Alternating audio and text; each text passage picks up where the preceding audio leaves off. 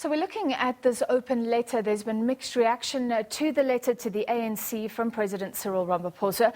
Many South Africans are calling for a little less conversation, a little more action. In his letter to members, he urged members facing corruption allegations to step aside while their cases were being heard. He wrote that the party hangs its head in shame amidst corruption claims in the midst of a pandemic, calling COVID-19 corruption an unforgivable betrayal. To discuss, we're joined tonight by Mkhuseli Jack from Citizens Against Corruption Forum. Mr. Jack, thank you for being with us. The ANC says a line is being drawn in the sand here, and this follows from an earlier collective meeting. Are you convinced? Not at all. Not at all. It's unfortunate that the president himself has demonstrated lack of consistency, which is very, very serious for a leader, because he shows that he's easily swayed one way or the other. We can believe now that over the weekend he must have met some clever people who told him, hey, Mr. President, this thing is bad, or Zanele Gumede, and especially the statement you made last week that he changes again. Because remember last week he told the world that those who are corrupt, he's not going to deal with them because doing so will be splitting the ANC under his watch, meaning that he put really the ANC above South Africa as a whole. So based on that, the president really cannot stick to his guns on anything, and that is what the disappointing factor that is troubling a lot of South Africans. We need a leader that can stand by his word. Yeah, well, a huge issue, as you say, is the reporting around the eThekwini mayor Zandile Gumede, who faces charges of corruption and being involved in VBS, a huge scandal, being appointed to the KwaZulu-Natal provincial legislature. People facing claims of corruption in this party often seem to be rewarded, in fact. Do you suspect the president didn't want her in that post and calling for people to step aside? The fact is she remains in place. So does that mean he lacks power, in fact? Oh, yes, for sure. Anyone can see. We know that the president, at least I'm convinced that President Cyril Ramaphosa wants to deal with corruption. I followed him during the campaign when his message was clear. And funny enough, I've spoken to him once actually during this whole period when he was campaigning, and after that I haven't spoken to him. I said to him, Mr. President, you must be consistent. Send a consistent message to the nation. He repeated after me actually at Nohongo and said, Mr. Jack, are you saying I must be consistent? I said, just be consistent. Repeat the same message, okay? That's the only way you're going to get results. But if you're going to behave like a comedian, as you know, a comedian cannot repeat the story. Politics is a different ball game. In politics, you're going to repeat the message as boring as it sounds. People must hear it until it gets into them and they understand it's correct through your behavior also, your conduct. And you empower those under you to stick and to behave the same way. You can't say this today, you change it tomorrow. You say this tomorrow, you change. This thing of Gumede and the return of those people of VBS, it was a direct speech between the eyes of the electorate to say to them, go to hell. You mean nothing to us. We are the ANC, as Gumede said.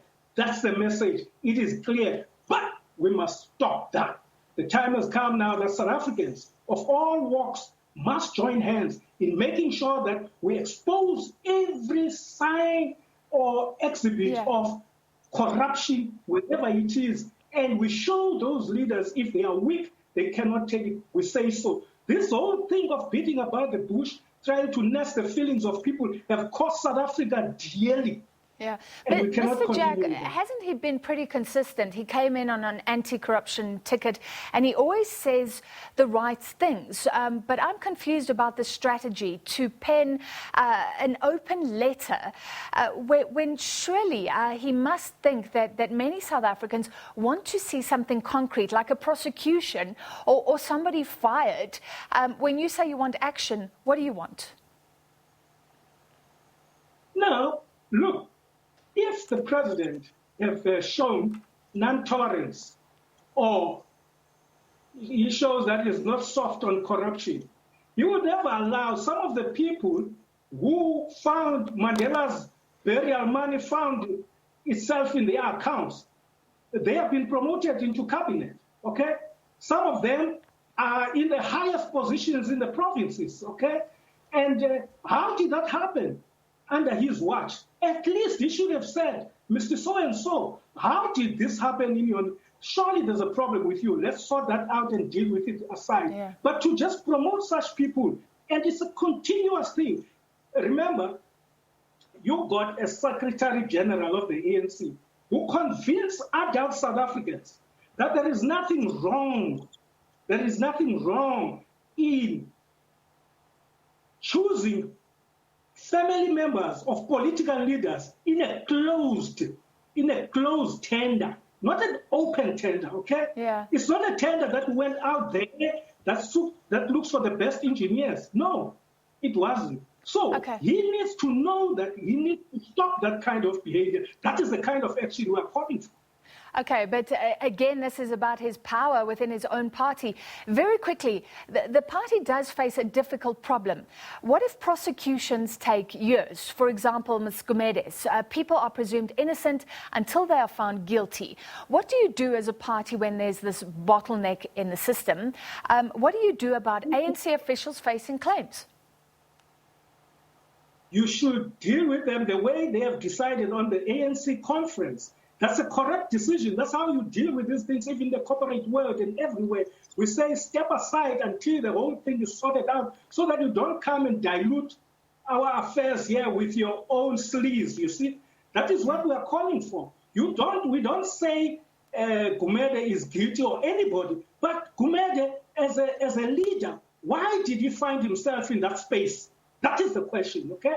That is why society is calling upon the president to act against people who found themselves in these kinds of people. If leaders reside in sleaze like this one, surely there's going to be a big problem. And that is why we are saying we need a leader that is going to stop that. And the president promised us I voted for the ANC, funny enough. I stopped voting for them after Polokwane. But because the president was promising us that he was going to take harsh action, he was going to put a stop to this, because this corruption is putting the security of this country at risk. It's not a child's play, this business, okay? At the moment, the corruption is at the level of threatening the security of South Africa. All right. Thank you for your time this evening. Mkhuseli Jack from Citizens Against Corruption Forum.